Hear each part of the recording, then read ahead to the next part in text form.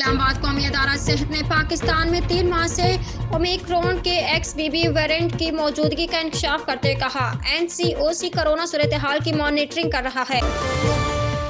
کراچی شہر قائد میں government national college کے غیر تربیت یافتہ سیکورٹی گارڈ کے ہاتھوں زخمی ہونے والے طالب علم نے انکشاف کیا ہے کہ اس کے کہنے پر بھی سیکورٹی گارڈ نے اسے ہسپتال پہنچانے میں کوئی مدد نہیں کی۔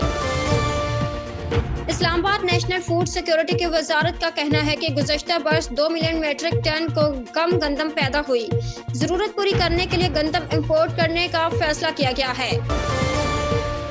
بھارتی اداکارہ تنیشا خودکشی کیس میں اہم موڑ آیا ہے اور اداکارہ کے گرفتار دوست شہزاد خان کے وکیل نے پریس کانفرنس کر کے نیا پنڈورا باکس کھول اسلام آباد وزیر اعظم شہباز شریف کا کہنا ہے کہ ملک کی تاریخ میں پہلی بار بڑے چیلنجز سے نمٹنے کے لیے بہترین ٹیلنٹ بروکر لائے جائیں گے۔ Champions of reformers network ایک پلیٹ فارم کے طور پر کام کرے گا۔